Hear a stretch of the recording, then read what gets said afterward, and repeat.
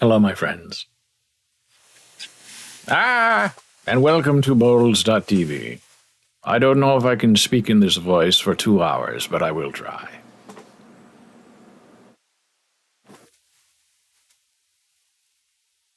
Hello.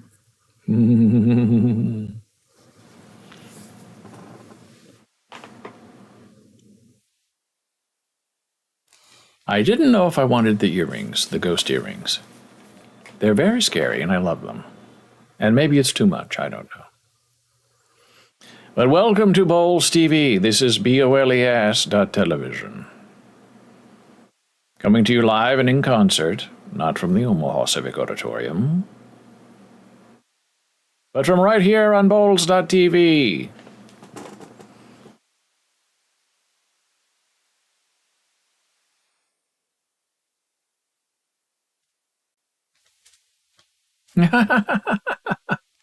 My whole face is sort of frozen. The red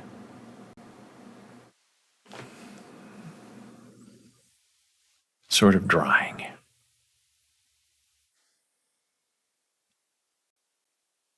And I tell you, there are so many things we had going on today.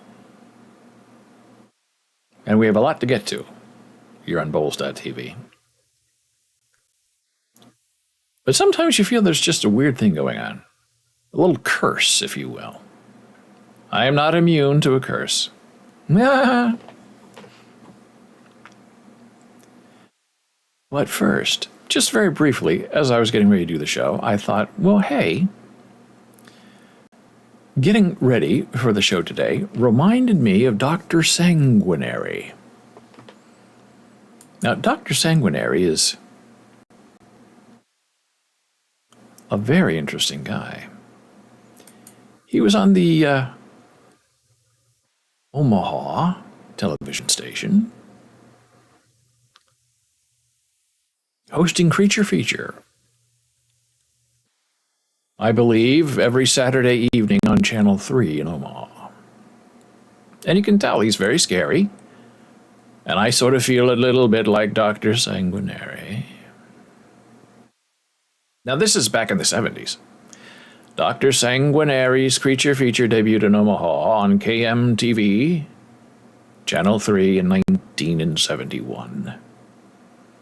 An immediate hit with young and old alike. The program featured director John Jones as Dr. Sanguinary, host of late-night horror classics. John's show mixes cut-in humor with a variety of local, national, and charity guests. And he raised a lot of money for Jerry's Kids. And I guess they have a current program now that's started in 2012, various Omaha stations, a lot of charity work. But I feel like Dr. Sanguinary today. And it's very fun. These are the pictures. Who I grew up with. Dr. Sanguinary. And he talked like this, and he was Dr. Sanguinary. He was green and very scary.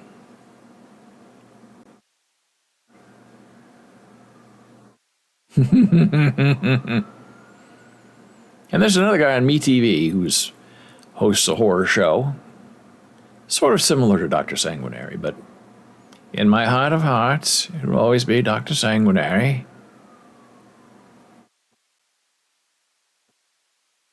Who is the one that always put the fear of monsters and horrors into me.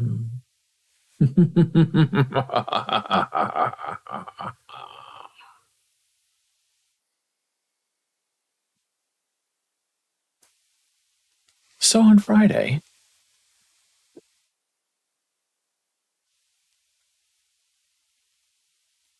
we had a little situation with our dishwasher in our very nice but expensive high-rise apartment. And these GE dishwashers appear to all sort of have the same kind of problem, where you close the door and the door doesn't think that the door is closed. So there are a series of steps that you can find on the internet where you can try to fix this problem yourself. You don't have to make a maintenance request or open the dishwasher yourself. And they are cut power to the dishwasher. And you do that at a circuit breaker, turn it off, leave it off for 10 minutes, turn it on, wait 10 minutes. A couple of buttons you have to push to reset the machine and see if it works. So I did that a couple of months ago. Turn it off, turn it back on, reset. Hey, it worked. It's back. And I had done further research that if that doesn't work, then there's probably something that's maybe like scraping against an internal wire, so doesn't think the door is closed, which I guess is very common on a lot of GE dishwashers. Or, more severely, it could be the motherboard of the dishwasher has gone on the fritz. It's no longer working. Okay. That sounds fair. So on Friday, I, all afternoon, worked on resetting and punching buttons, and it would beep 3 times, and then it would go off, and then all the buttons would come on, and then none of the buttons would come on. So I finally said, hey, I don't know what else to do. What can I do? So I filed a maintenance request. And I said, hey, in the spirit of offering as much information as possible, hey, this is what I tried to do. Turn it off, turn it back on. Oops. Getting things all over my...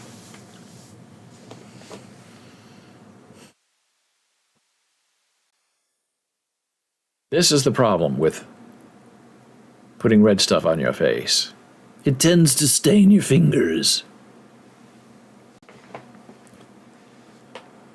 So I wrote the maintenance request. I said, hey, about 3 months ago, had this problem with the dishwasher. Turn it off, turn it back on. And it worked. Excuse me. And now it's not working. So I wonder if there is a wire loose somewhere or something that's being scraped, or if it's just the motherboard, because everything I've tried that you would probably try didn't work.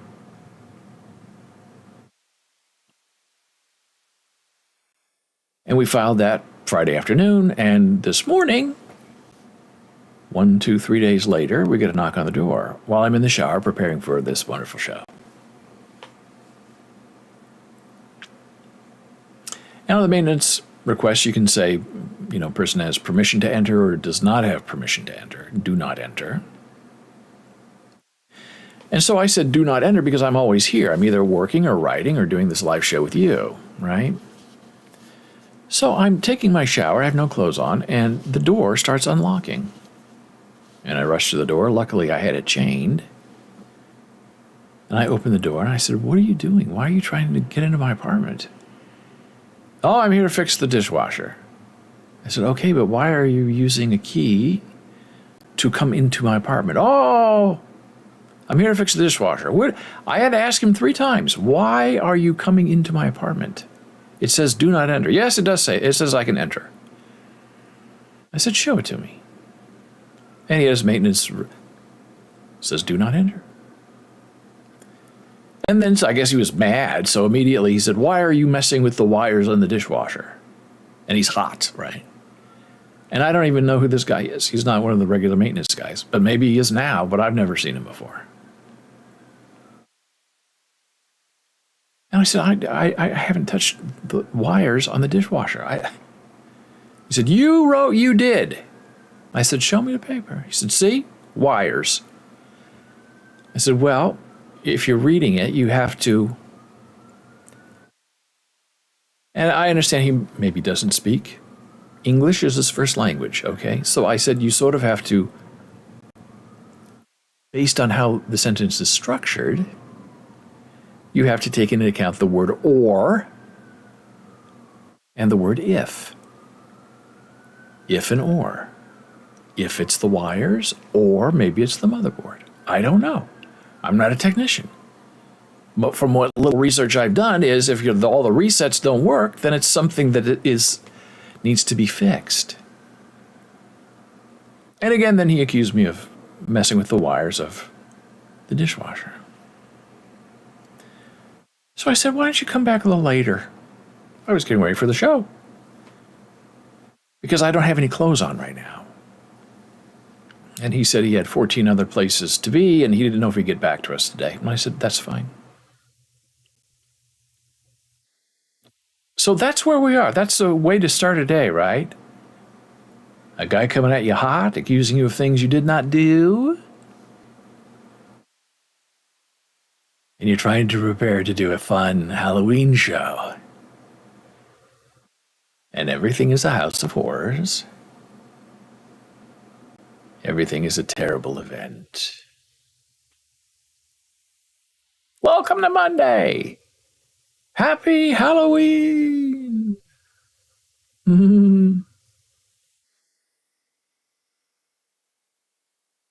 Sometimes you think, the world is just set against you. As you know, my Instagram ban, which makes no sense, blocked from logging in. And I'm not alone. This is happening to a lot of people. And this morning, I was reading in the Facebook group about a person who was also banned from Facebook itself. It says, I do business on Facebook. I pay for advertising. I have a page. I didn't do anything. This is just regular posting stuff. What am I supposed to do?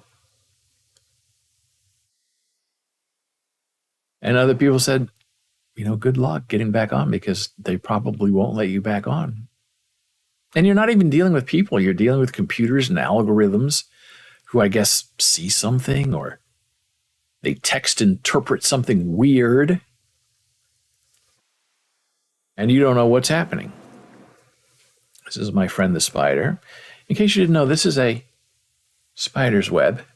And this is the spider coming down from my hair, building the web on my face.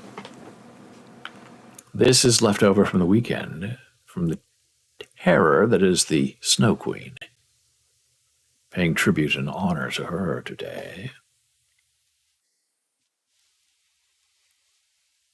And then just to review, we had D-Live also banned us.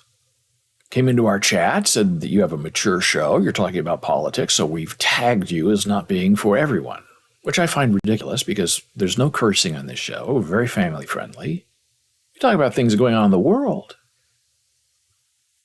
Talk about philosophy, talk about living, but nothing that's, nasty or that would deserve the mature label. So we played around with them a little bit all day, and they were on our live stream, and we went to their Discord channel. They were on their live stream there, and they said hello, and then they put us on the front page, which was great. We had resolved it. And then things got really weird the next day because I woke up and I saw that I had a like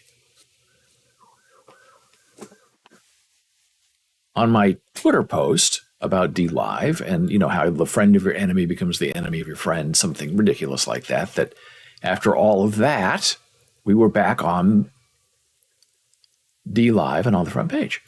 Wonderful, right? Terrific. And then I was going to share that on the show. In the prep for the show, I noticed that there was nothing there.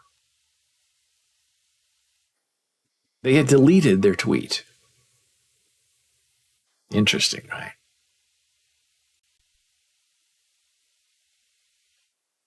And then we started the live show, and we saw that of all of our simulcast streaming partners, we were now not allowed to stream to D-Live.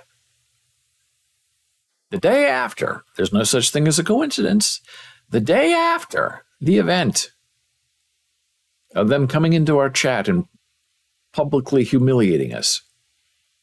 There are sirens outside in case you hear them. They had no longer welcomed us. D-Live had now banned us for absolutely no reason. Arbitrary and capricious. And you wonder what's next. With all these changes in social media, what is happening in the world? People can't get onto Instagram for no reason. They're blocked. Regular people trying to get into their Facebook page because that's where they do business, blocked. And now we have the crazy rise of Twitter. Have you heard about Twitter and what they're doing?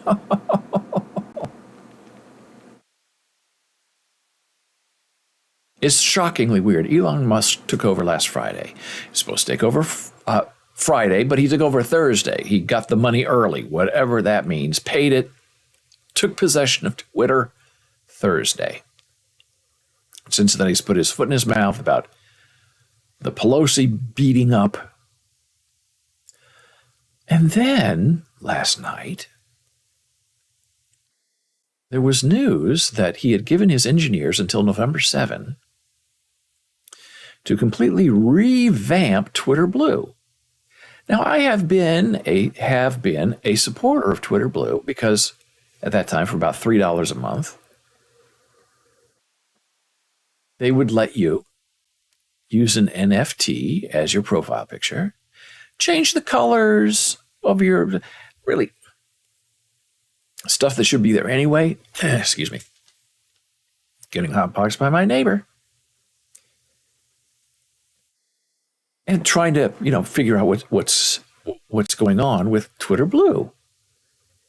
And you subscribe if you're, verified like I am to support Twitter. Not that it really gives you any inherent advantages being Twitter Blue. And then they're raising the price next month. And now this news that Elon Musk wants to charge people $20 a month for Twitter Blue. That's $3 now. But that would include verification. Now, which is the blue check mark by your name, which is totally the opposite of what that has meant now.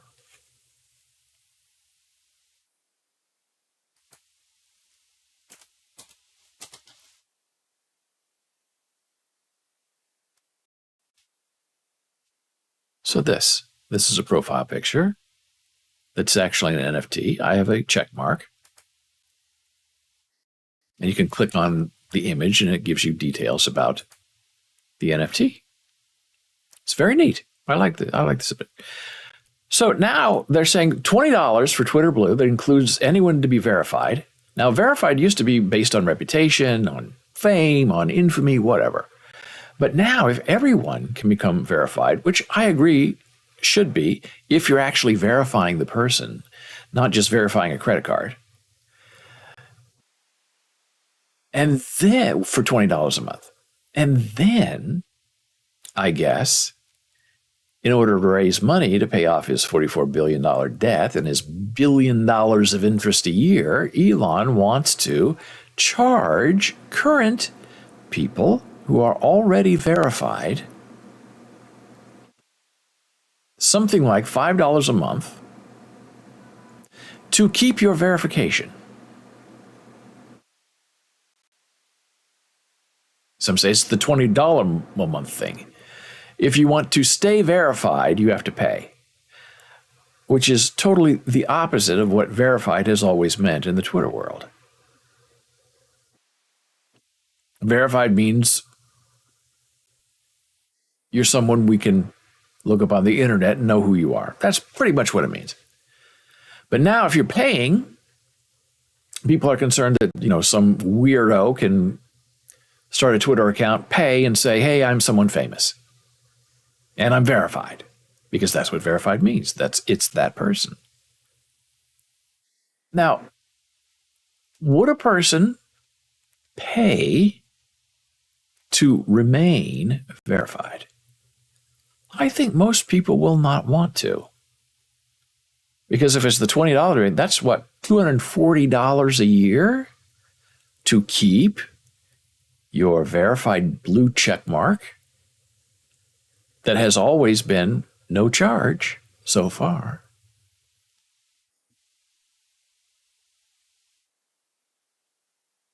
It's very weird.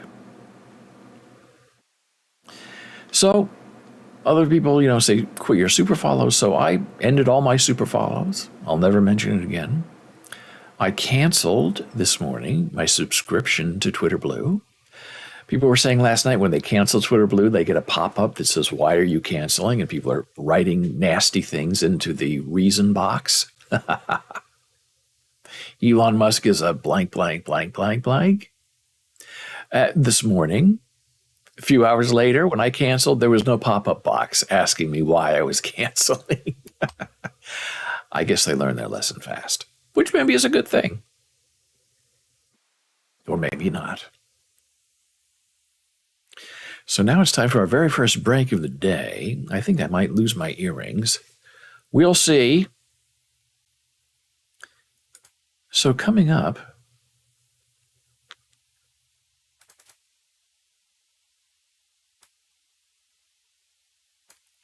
we'll do a movie review.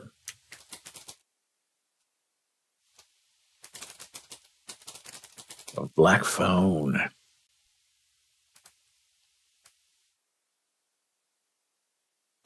We will return in a moment.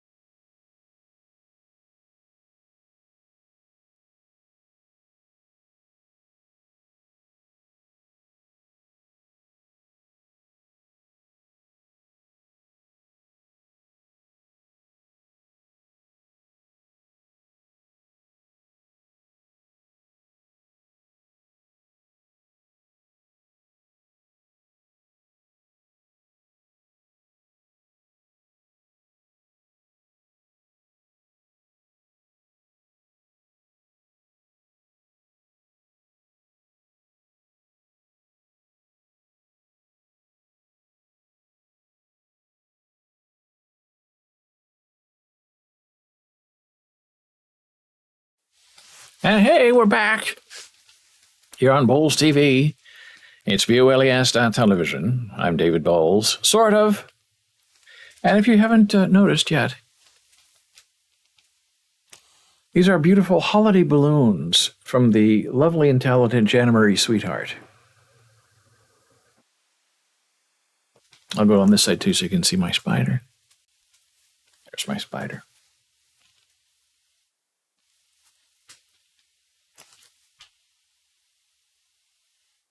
Holiday balloons, Thanksgiving balloons, fall balloons. We're a balloon household, what can I say? Not in any sort of weird or kinky way, only in the most positive way. And hey, you know, helium is really expensive now. Usually we love helium balloons, but a little thing of, you know, helium where you can blow up balloons and make your own helium balloon, $60 for a little tank. It used to be $15. But helium's expensive.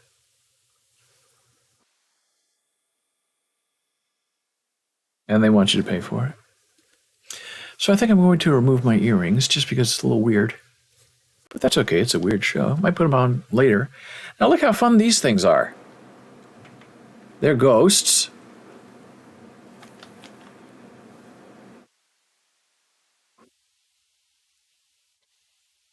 And they flow in the breeze.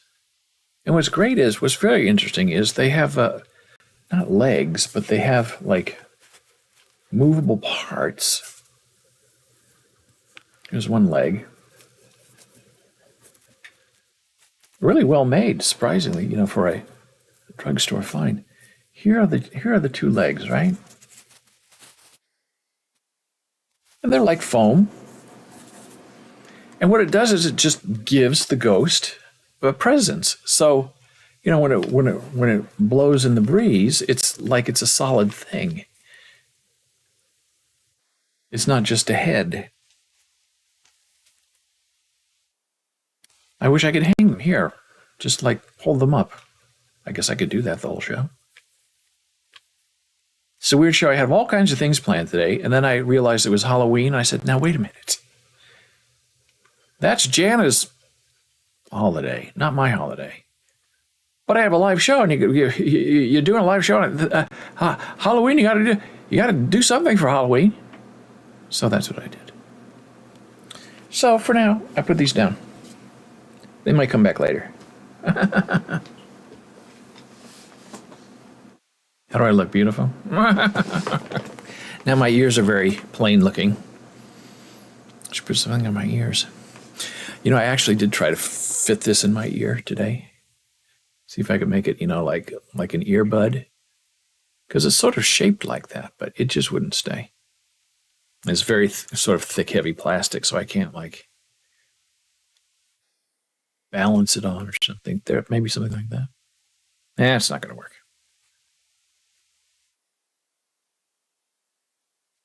So here we are, in a room full of strangers.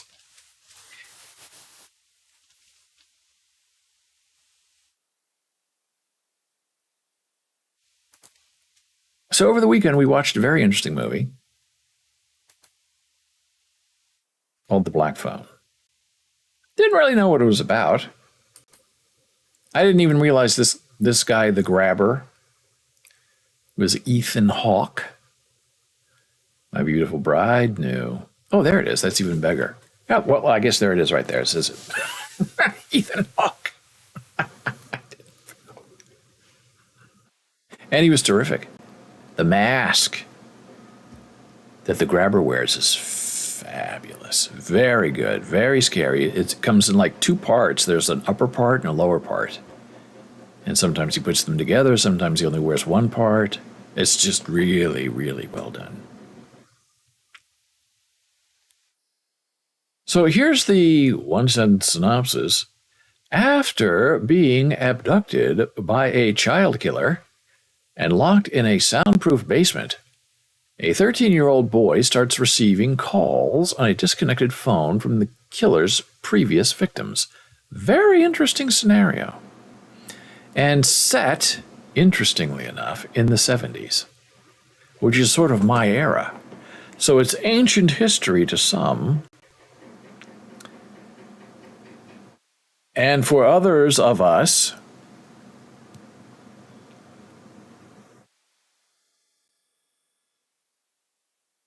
it's eerily scary. The music, the people, the trusting. And this guy goes around and abducts children in a big black van,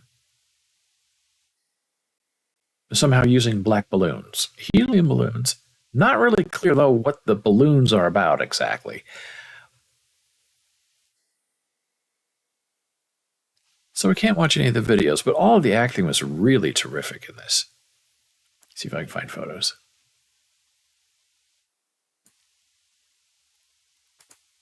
Here's some of the photos from the movie. All the actors, terrific. The kids, a lot of kids, really great. Everybody was terrific. And as Tony Randall of The Odd Couple television series once told me, if everyone, all the actors, are really good in a Broadway play, in a movie, in some kind of production, if they're really terrific, that means they had a good director. And I've remembered that all my life.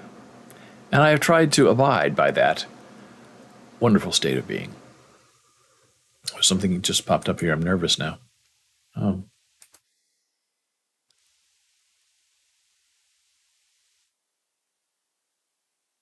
Got to be nothing. Here is the grabber. You can see here.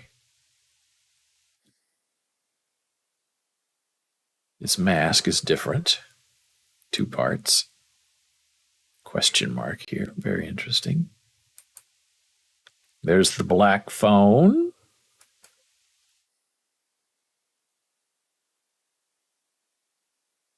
I guess this is the director. The kids, brother and sister.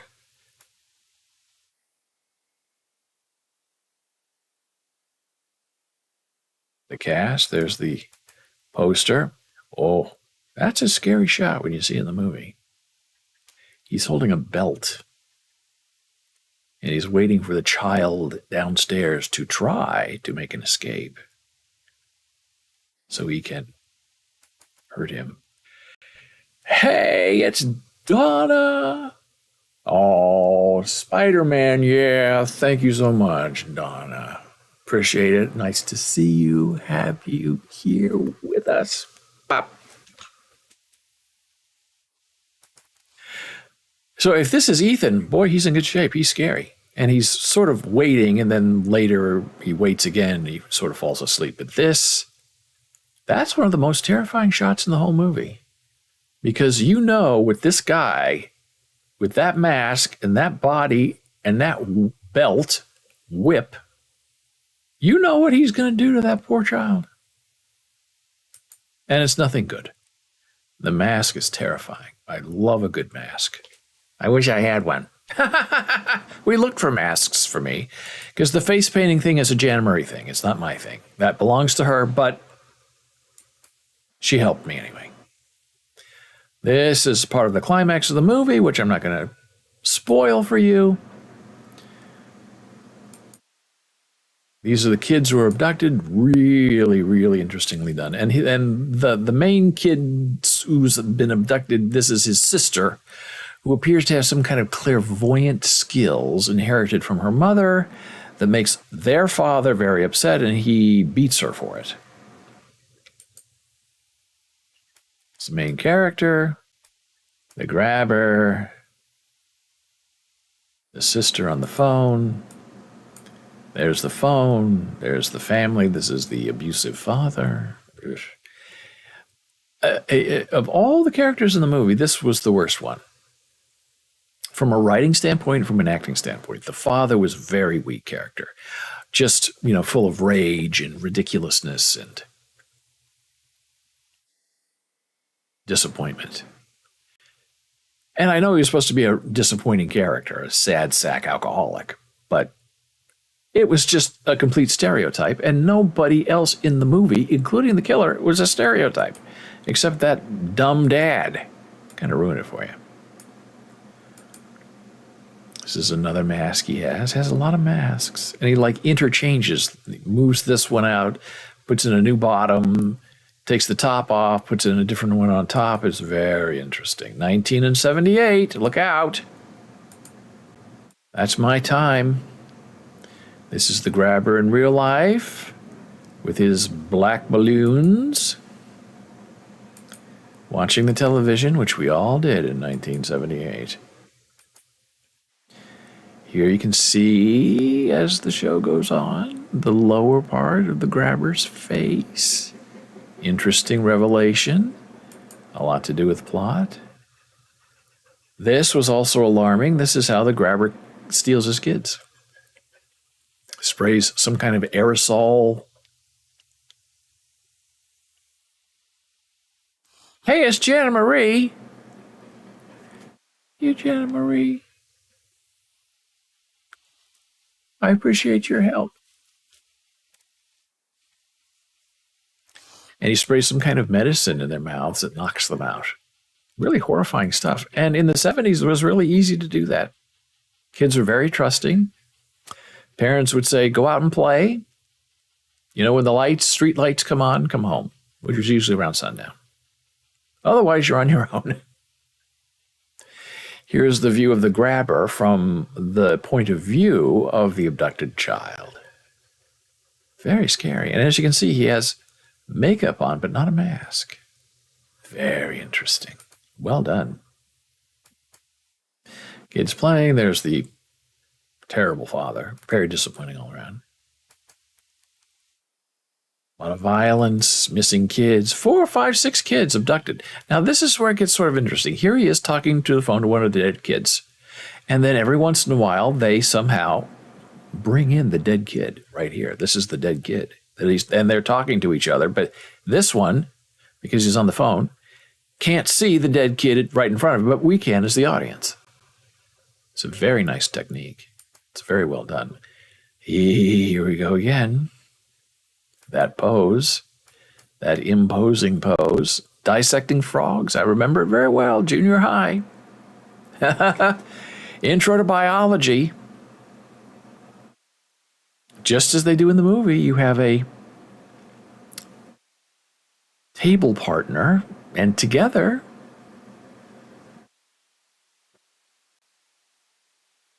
you cut open and dissect a frog. And it was sort of interesting, kind of gross. And there were several students way back then, in the 70s, who refused to do it. Said, I can't do it, I don't want to do it. And amazingly, back then, they were dismissed from having to do it.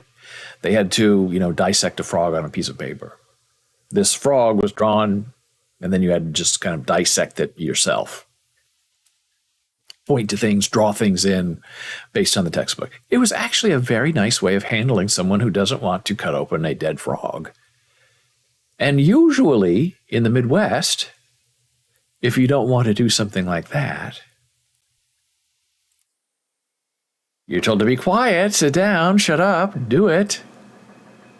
And in that particular class, it was not required. It was like, okay. I went ahead and did it because I had a lot of things going on in my life. I don't need that. And there was sort of a grotesque curiousness of what's inside a frog. There's the black van. Now, this is the interesting thing about the black van. Excuse me. It's flat black, which I don't think was a thing in the 1970s.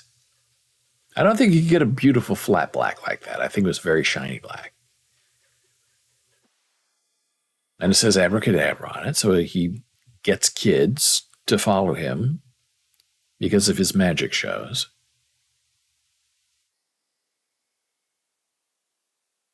But in this small town, as you can see these other cars in the background, all have a certain style and appeal. This van, if it's just parked on the street for 10 seconds, is going to get a lot of attention from people.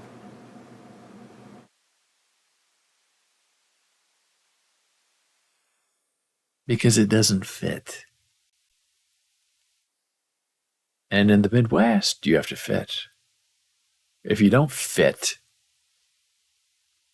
people immediately mark you and draw attention to you.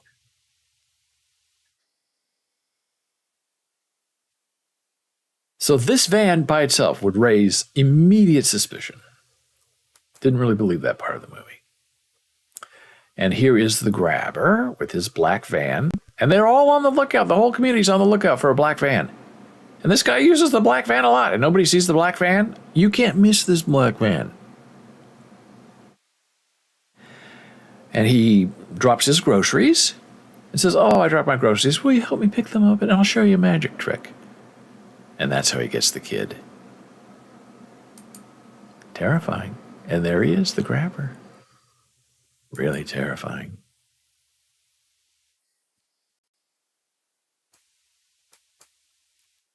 And these innocent kids just going on with their life. Here's an image of the grabber with the tree and the balloons, part of the young sister's fantasies. There's the abducted child alone in his room. The sister out looking for her brother. Trying to stand alone, stand up for himself. Sister praying for help, for a vision to help her find her brother. And what's weird is that it's a small community and like 5 or 6 kids have been abducted. I mean, that's just weird. You wouldn't think you would think that people would be panicked about their kids. You would think the kids would be panicked and walk together. But it doesn't happen.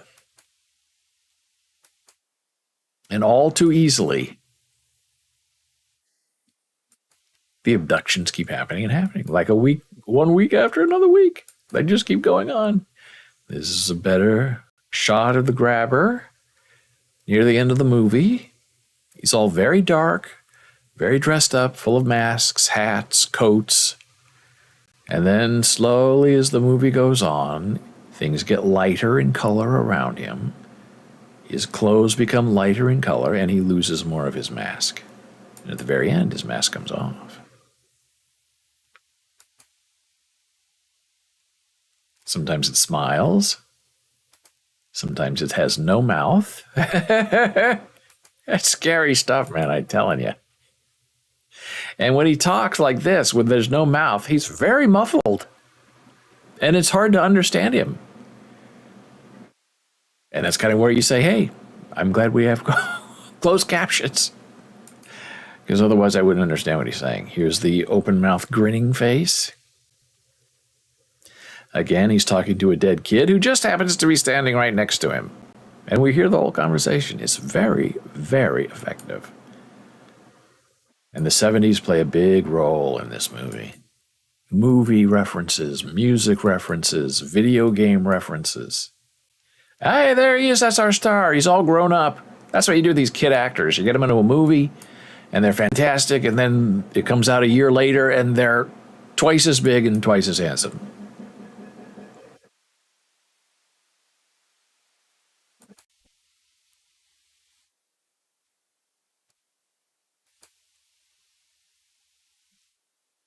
I love the cars. I love the feel. Reality is sort of this dingy darkness, and when you're in the basement with the kid, it's sort of a clear, depressive organization of ideas and templates. This is the abduction of our main character. And it's a behind the scenes. So here's the microphone, right? On the boom. That's what this arm is called, this long broomstick looking thing. And here's the camera capturing it all. And look, see here, these are modern cars back here. So this is not 1978. But that van, it bothers me. It doesn't fit. Behind the scenes, there's the camera. I love these behind the scenes. Dolly shot. Kids coming over. Beautiful. Behind the scenes. Dead kid talking to a live kid on the phone. Camera's right here. Beautiful. Love it. Fight scene. Look at that camera. Fantastic. Really fantastic. Makeup. The behind the scenes, the photos are the best of the whole thing. Black phone. Ethan Hawke. Ethan Hawke's terrific in this, and you really don't even know it's Ethan Hawke. You only know because they tell you right there. And if you know his voice, he has a very distinctive voice. And they sort of trick you a little bit in the movie with his voice, but I'm not going to tell you what it is because I want you to be tricked too. Jana Marie was not tricked. She's visual. She was not tricked. I was fooled. I admit it. All these different iterations of the black phone. I'm glad they went with this one because this is just terrifying. And they went with the greeny, smiling teeth. It's fantastic. Yeah, Blumhouse is a very interesting production company. They make a lot of scary movies. A lot of really good scary movies. Oh, look at that. Now, this doesn't appear anywhere in any way in the movie. Melting wax, blood like that. You don't see it. It's not there. It's weird, right?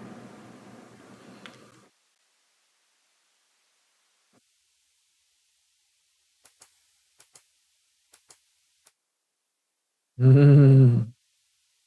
I wonder what this says. And those are Ethan Hawke's eyes. You can see right there. I love the glasses over the mask. Beautiful. Love the hair. So that is the black phone. Do I recommend it? Yes. Was it scary? Yes. Now it's time for our next break. And now we're going to get into some very interesting stuff related to AI. And we've been talking a lot about AI art. We'll do a little bit of news history on what's going on with that because it's very interesting, changing very fast. We have to keep up. And then we're going to take a look at AI that helps you write and invent things. Yeah, it sounds as creepy as it sounds. And I'm going to show you exactly how it's done, but I can't tell you the why of it because I really don't understand the why of it. So let's go to our intermission screen. Be right back. Coming up, AI writes your blog. It's true. I'll show it to you. I played around with it. Not very threatening, but sort of horrifying. Returning in a moment.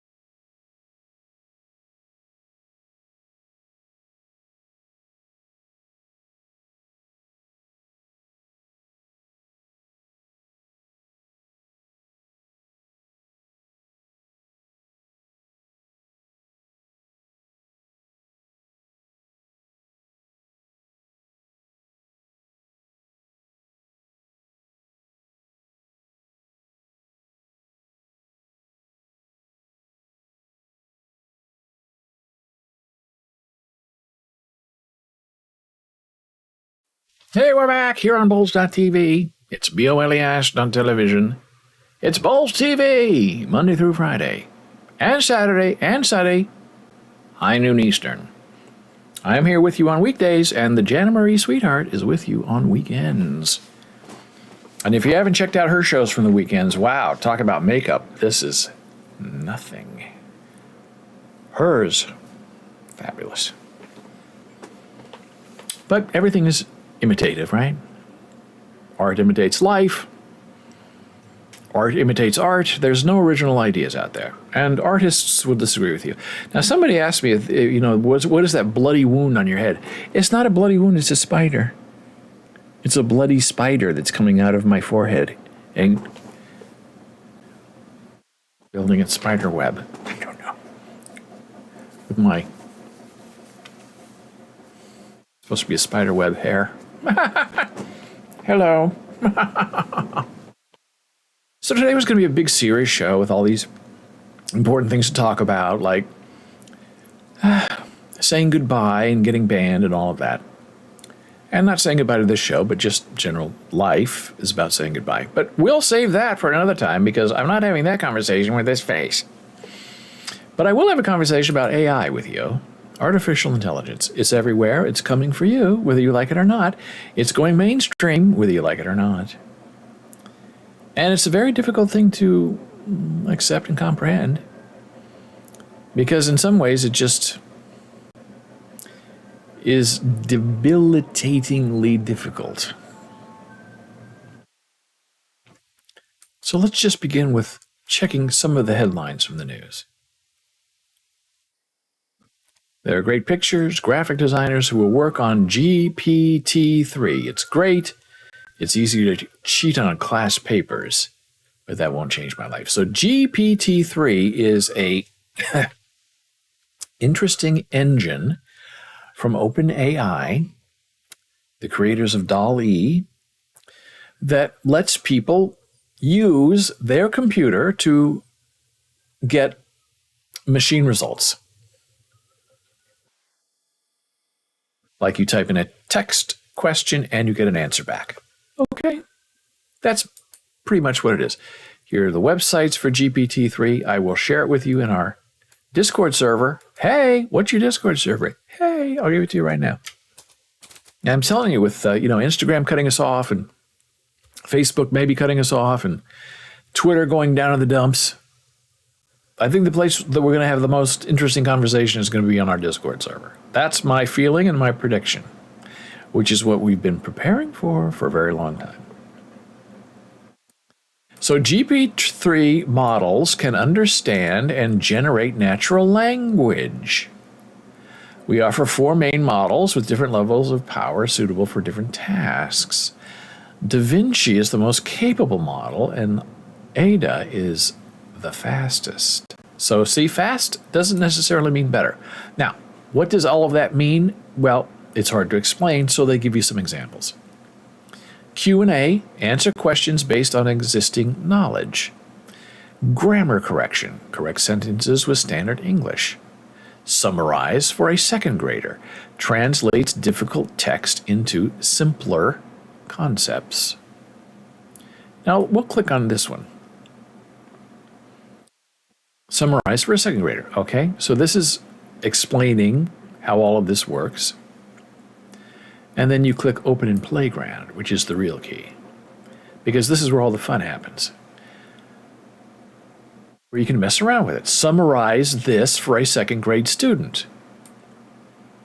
So this is the text that is there, pre-existing. Jupiter is the 5th planet on the sun and the largest in the solar system. Okay, so you want this summarized for a second grader. And you're not going to do it yourself. You're going to go down here, and there's a button down here you can't see behind Boles Books logo that says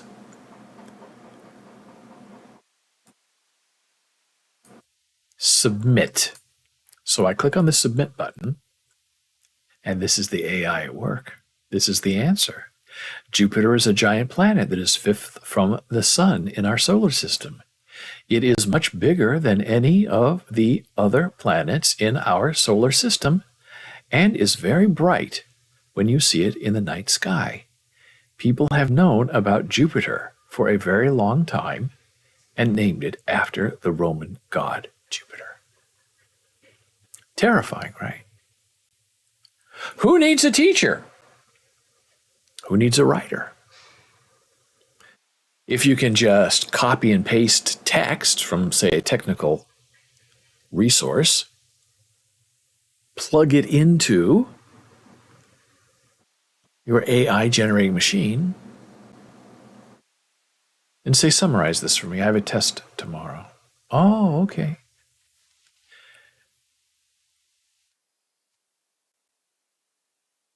See if we can get another one. Oh, they're doing it again. Okay. So that is for a second grader. Summarize for a second grader.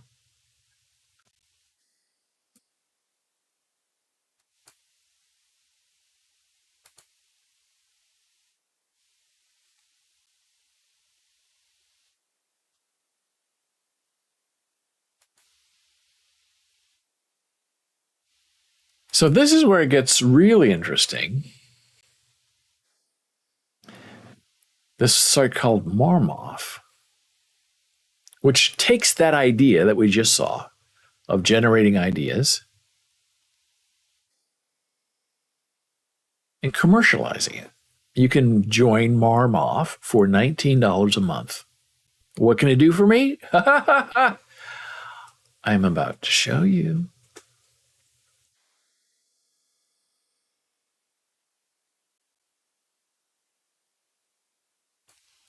Click on Write for me. Blog ID and outline. These are all the things it can do for you.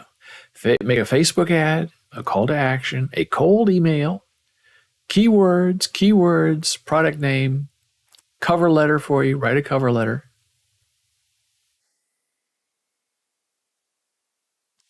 So let's go with the blog section.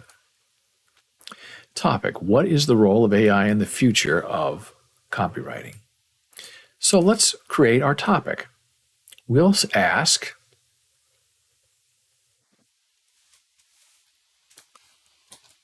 will it be possible one day cats to take over the world and rule us with AI and machine learning? Now, ridiculous, right? But okay, we're testing a system. What are our keywords? Cats, robots, AI, taking over the world, machine learning. Okay? How many words to generate? Let's say 1,000. That's a lot. And then you go down here and click Write for me. And we will. And now the AI is writing that little section of our blog article, and it's done. Now let's take a look at it. Cats are smarter than we give them credit for. They have been known to open doors, use the toilet, and even turn on lights. So it's not a stretch to think that they could one day take over the world with their intelligence. With the advances in artificial intelligence, AI, and machine learning, it is not outside the realm of possibility that cats could one day rule the world. They could use these technologies to their advantage to create a world that is run by cats and for cats. Now that's a nice touch. That is run by cats for cats. Not for us, not for the people. We would be at their mercy, and they would have us doing their bidding. They would probably make us clean their litter boxes and feed them on a schedule. But we would be happy to do it because we would be under their spell. So, don't underestimate the power of cats. They could one day take over the world and rule us with an iron paw. Now, that's a very nice button, a very nice conclusory ending to our AI bot writing assignment.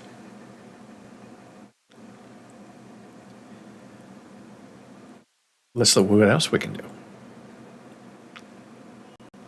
A cold email. Your name.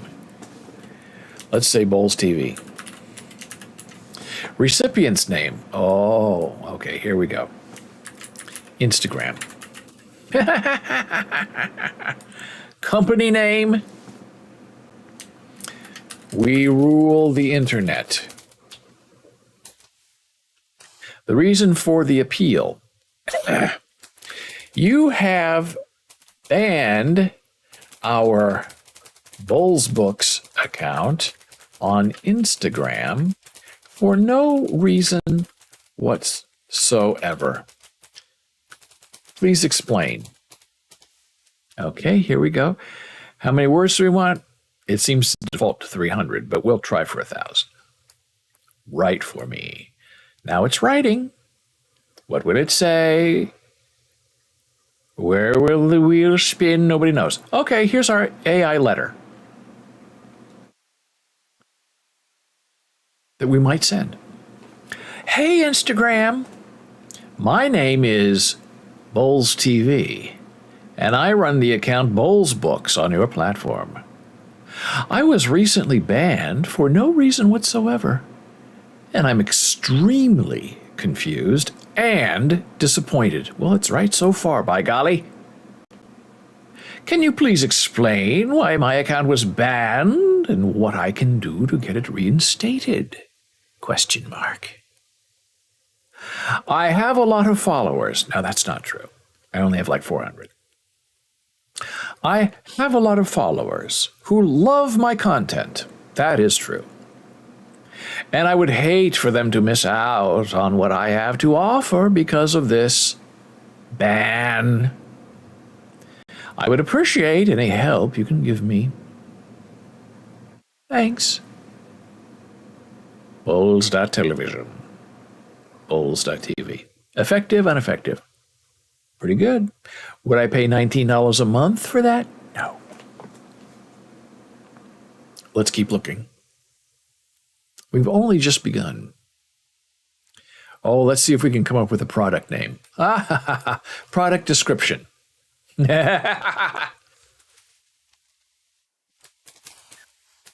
Revenge tool against Instagram. Revenge, AI, internet, Boles Books,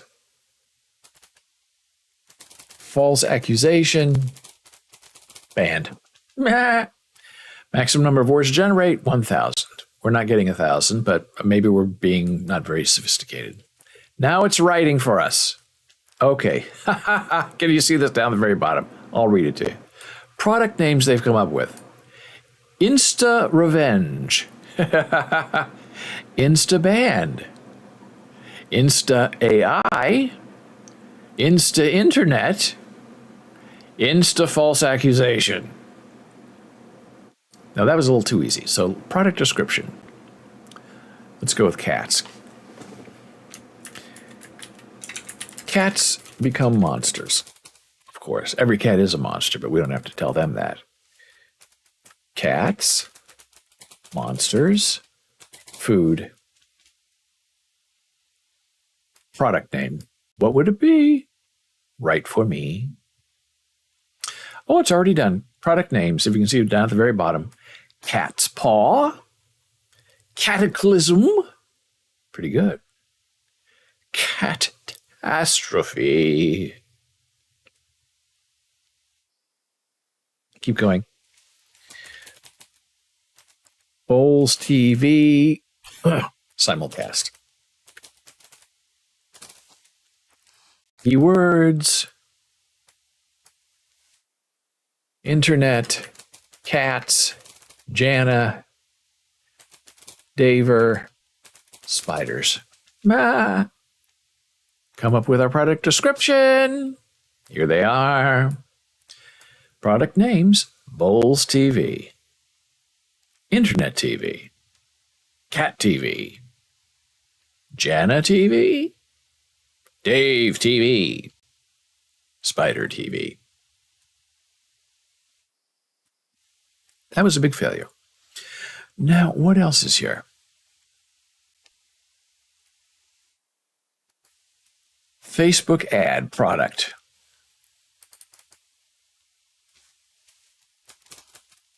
Cats using the bathtub. Maximum number of words to use. Generate 1,000. Write for me. This is a Facebook ad it's writing for us. Oh, here we go. This is a little more than we were expecting. Looking for a way to keep your cat entertained for hours on end? Look no further than the cats using the bathtub. This unique product allows your cat to enjoy the sensation of using the bathtub without getting wet. Simply place the cats using the bathtub in your tub and let your cat have a blast. Fantastic. Well, now let's do a real one. Product. Boles TV live stream. What are they going to find out? Oh, I'm nervous.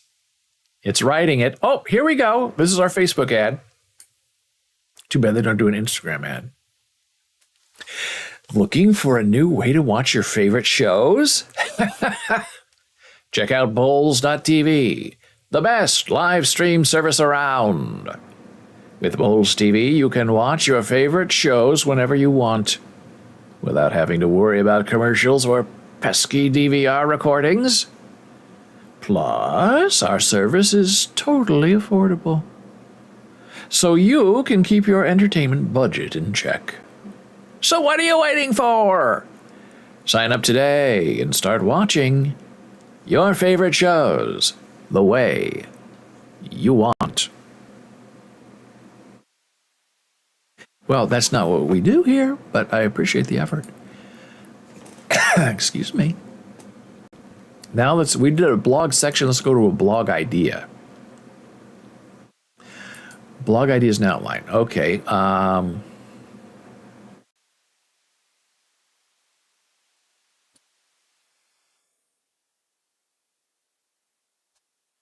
Football is unsafe for brains. Oh. So our keywords, now it's writing. We'll see what it comes up with. This is a blog idea and an outline of an idea. Oh, now this is interesting. Use 5-paragraph structure. Football is unsafe for brains. The dangers of concussions. Okay, it got that much. First paragraph, football is a dangerous sport for the brain due to the high rate of concussions. Fair.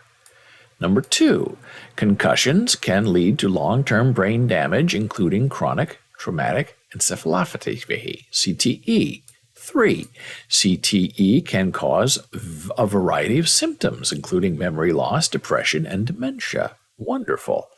4th paragraph, football players are at a higher risk for concussions due to the nature of the game. 5th paragraph, there are ways to reduce the risk of concussions in football, but the sport will always be dangerous for the brain. Now, that's pretty darn good. And here's what I find very interesting, is it's using the standard classic 5-paragraph argument. Essay, if you will. What's the difference between a blog article and an essay? About 1,000 words. Now, when I was teaching at a university, a Jesuit university, of which there are not many, our students, freshman English, at the end of the semester had to pass an essay writing exam, and they were terrified of it.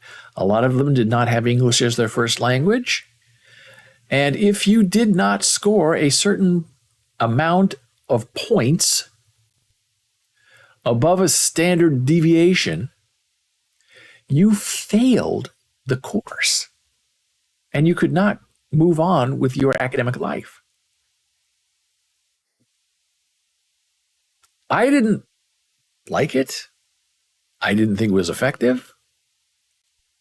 I thought it taught kids to wrote from memory. It didn't teach them the function and the purpose of writing. It taught them to mimic ideas.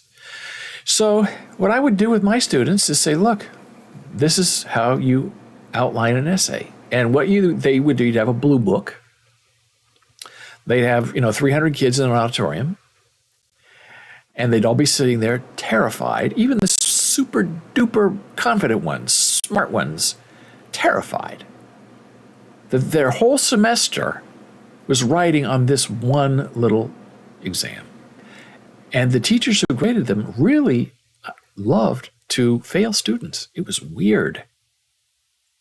Oh, they're at a Catholic school. They know what they're in for. We teach reading and writing, and they're going to learn how to read and write. And then they would get the topic that they had to write on that day when they're sitting down. Here's the topic. They'd write it on the board. Go. You have, I think it was 45 minutes to write an essay, proofread it, hand it in, leave, get out. And good luck. Terrified. I was terrified. I was the teacher. I was terrified. So you realize, if you want to help your students, what you have to do the whole semester is prepare them for this final exam. All the other things, the readings, the conversation, all of that means nothing. Every week you've got to drill into them how to write a simplistic, tight, not necessarily fantastic, but effective essay to get them past so they can move on with their educational life. It was a big problem. So this is what I would teach them. I'd say, look, use a 5-paragraph essay outline. That's all you need. 5 paragraphs of 3 to 5 sentences. So you go 5 sentences times 5 paragraphs, 25 sentences. That's all you have to write in 45 minutes. The first paragraph sets up your argument. Football is dangerous. The second paragraph is evidence. The third paragraph is more evidence. The fourth paragraph, final evidence. The fifth paragraph, easiest one to write. You are summarizing everything you've already said. So the first and fifth paragraphs are really already written for you. You state what the argument is. I will prove it this way, take a point of view, take a stand, and then at the end, you just kind of summarize. Football concussions are bad, and they'll always be a part of the game. And in the middle, you have concussions can lead to brain damage. Next, CTE can cause a variety of symptoms. And for football players, naturally, because they hit each other all the time and their heads get hit, they're vulnerable. And then you don't stop at that one sentence. You have to build on the rest of that sentence. And I remember the first time, and so I drilled it into them. I said, look, and I had like 3 or 4 students who just couldn't get it. And their main first language was Spanish. And I said, look, come back. Stay after class if you want to. And the room is empty. We'll just drill it. And I'll give you a topic, and you just do a really fast outline, and that's all we'll do. We'll do the outline, and then, you can go home and think about it and bring it back the next day, and I'll look at it for you. So we did that. They were all very nervous. And the day of the exam, they showed up, and the title was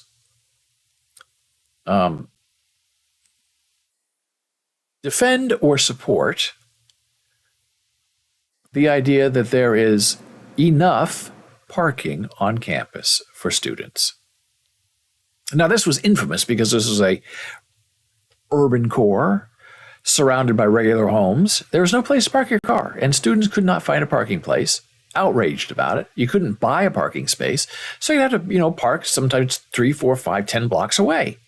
And sometimes you're late for class. Sometimes you have to leave class. You have to move your car, depending on the day of the week. It was not metered parking either. It was, if you're parking on the wrong side of the street, you're going to get a ticket and get towed. It was a very real, terrifying moment for all of them.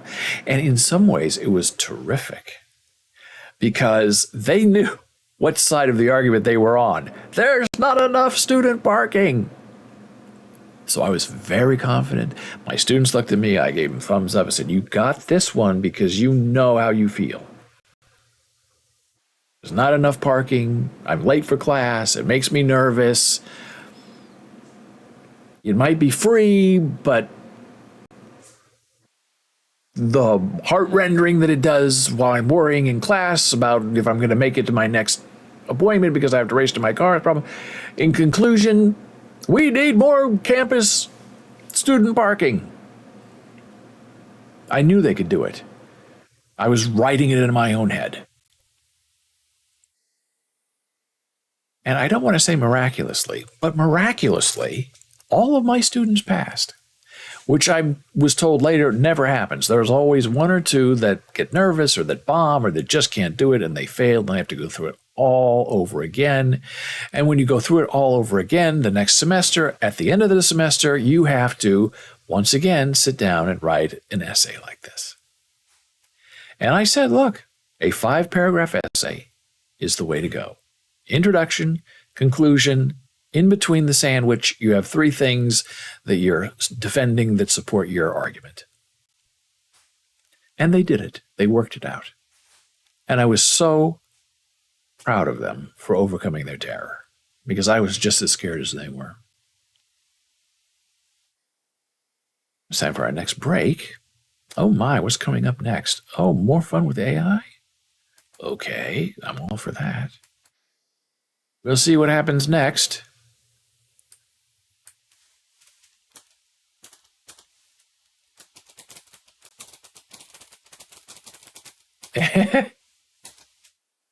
The internet used to be the hot new thing, right? Now it's just nothing because everything's the internet. More fun with the internet. Coming up next here on Boles.tv. Returning in a moment.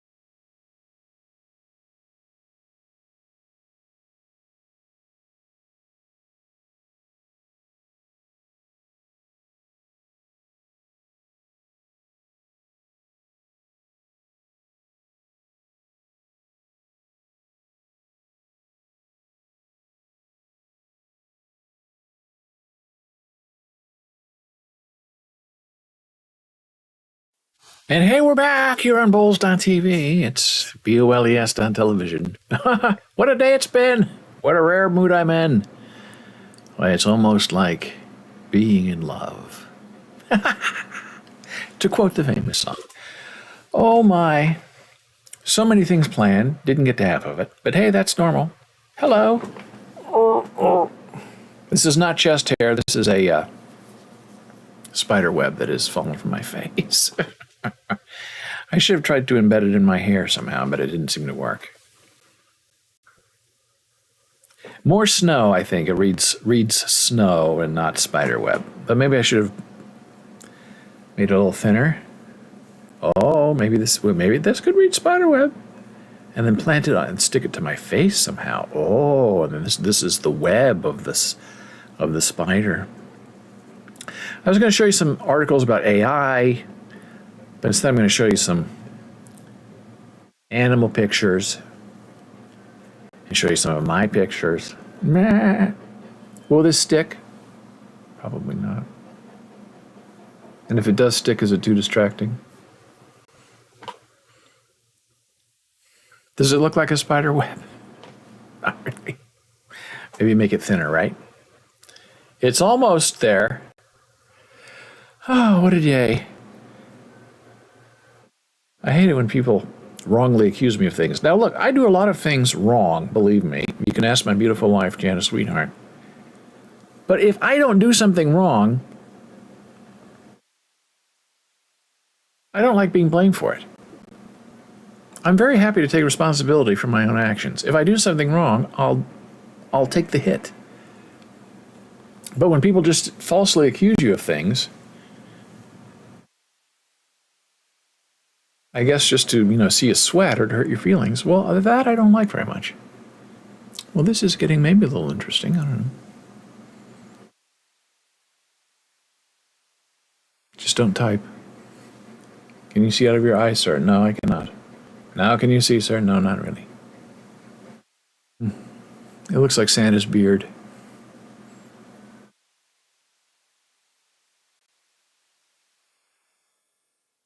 I'm not sure it's a spider web. No one is helping me. I'll leave it. So the delightful Jana Marie Sweetheart just sent me this. Live from Long Island City, we have dogs on parade. I love this. Long Island City dog wearing a cowboy hat. Now I don't know if this is for Halloween or if this dog always wears a cowboy hat. Somehow I have a feeling this just might be it. This just might be the look of the cowboy dog. But boy, he's cute. I love the picture. So darling. Let's see if we can blow him up a little bit. Oh, we can blow him up a little bit. Let me see now. I love to see that facial expression. I love that. Oh, he's so cute. Oh. And no one's making. Oh, and he has the little bandana. Now, again, that could be an everyday thing. I don't know if that's just for Halloween or not. I just don't know. We don't have enough information. I don't know what this is. I guess that's part of his collar. I don't know where this collar goes. Oh, it's under his legs? Ew, that's weird. I don't know. Thank you, Jana Marie. Now, what about this one? Our good friend Tom O'Connell has a good friend of his named Lucky. And Lucky just happens to be a beautiful dog. This is Lucky in space. Lucky O'Connell. Cutest thing ever. So we're going to post both of those pictures to our Twitter feed after we're done with our live stream. Edit them down, get them ready to go. And this one was shot with Jana's new iPhone Pro Max, iPhone 14 Pro Max. Isn't that gorgeous? I mean, this is really intricate detail that's very dark, but shows up beautifully in the picture. It's just gorgeous. On a regular phone, on our iPhone 11s that we had before we got our 14s, this would be sort of pixelated and chalky looking and black, not this beautiful dark brown, which is what it is in real life. So, hey, I'll show you my pets. This is done with Midjourney. A cat, a nebula made of cats. Is that what it is? Cat made of nebulas. Yeah. This is one of them.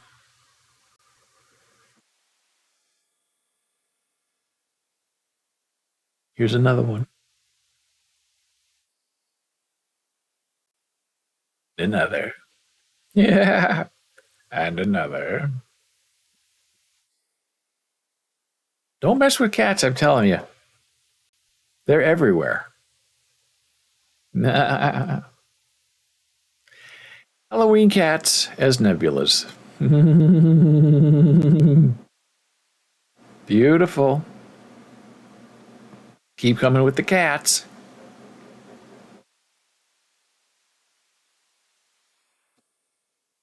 And that's the one thing with AI. You create something, you roll something, and then you have to keep re-rolling it until you get the iteration you want. And sometimes it works, sometimes it doesn't, sometimes it takes you 20 rolls to get it right. Here's another experiment I was doing for you this morning. A simple prompt, a mechanical crow, okay? And then I think I did a machine learning crow and an AI crow. And the AI crow, machine learning crow did not go well. Really awful results. I didn't give up on it yet, but I'll show you. There's nothing mechanical, AI, or machine learning about this. I just loved the perch and the city below. This is another one. I like this mechanical drawing behind the crow. The 3 feet, a little weird. For some reason, mechanical in this iteration meant adding a third leg, which was weird. This is the only one that was sort of interesting from the AI. And I should mention that the early versions of this AI crow just had a crow with like a blue light on it in its eye, a blue strip on its side, a blue tail feather. It was really interesting that that is what that machine thought an AI crow would look like. That AI to the machine means blue dot, blue light, meaning on. I don't know, but it was weird and really uninspired. This was one of the first ones, and I thought it was like a bicycle on a bicycle, a unicycle. But then the thing at the bottom became like this weight, like a weighted mass. It just really looked weird and re-rolling. But this one's okay. This I like because it's two heads going in opposite directions. Very interesting. And the wing is sort of mechanical. Again, this is another one of the AI crows, and you know because of the blue eye. And it looks like there are wind-up things on it and ports, I guess. These are plug-in ports, headphone jacks, I don't know. But at least it's sort of the assignment, as they say. This I thought was great. Now this one I think would be wonderful for a tweet about Twitter and Elon Musk and how he wants $20 to remain verified. How's that going to work out? I think it's ridiculous. I canceled my Twitter Blue subscription today because I want to know what's going to happen. I'm not paying $20 for Twitter Blue in any circumstance. And if he wants to take my verified checkmark because I won't pay, go ahead. Because from now on, people who are verified will know they are verified because they pay. The whole power of a checkmark is that you don't pay for it. You just earned it the hard way. So this, I think, is an interesting crow. This, I believe, is a machine learning crow, which I don't understand, but I guess it means you have several different eyes. Again, weird. These are early iterations. I didn't want to upscale this one because it didn't look right to me, but sometimes it's so tiny you can't see what it really is until you upscale it. So this is upscaled. I don't get it. But once you upscale, you're kind of stuck with it. Here's another one, early, not quite right. This was my inspiration from last night. I couldn't get enough of these. These wonderful rainbows. And I was just playing around with text prompts. And sometimes you get something back that just surprises the amazement out of you. And you say, wow, look what I stumbled upon. And they're all just a little different. And they're all a lot different. And you think, what a wonderful world we live in where machines can make this kind of beauty. And all you have to do is put in a word or two. And then you get all this back. Now that's glorious. And it just keeps making little changes. Thicker, it gives it more texture, changes the shape. Amazing stuff. You can feel that image, really, with your eyes. You can feel what it is. You can feel the fabric.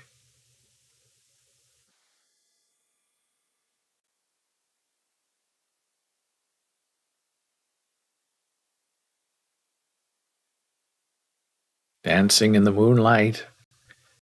You know you're in a little bit of trouble when your AI starts giving you realistic images, and then as you keep re-rolling, looking for the right image, it starts to get cartoony like this. And when that starts to happen, and you don't like it, that's when I gotta say, I gotta redo my prompt, or go a different way. So that's our fun with AI so far today. It's been a wild, wild day. Hey, it's Halloween. What do you expect? Going to be a lot of horror. Might be a lot of laughter. Might be a lot of running for your life. And we've done a little bit of all of that today. I thank you so much for being here. We're going to continue our more in-depth AI investigation tomorrow. So until then, I wish you a wonderful day. If you have any questions or comments, you can email me, david@boles.tv. You can also find me, for now, on Twitter, @DavidBoles. Don't do the super follow. On Facebook, so far, we are still, so far, BOLES. Instagram, we don't talk about. TikTok, scary. Who owns it? Join our Discord server, where the real fun happens. You can play with AI, you can leave a message, you can make friends, you can DM, you can share images, have a wonderful conversation. So until tomorrow, I hope you have a great day, wonderful nap, good sleep, wonderful Halloween Eve. And when ye shall awaken, may your soul be filled with a little bit of this and a lot of this. I'll see you soon.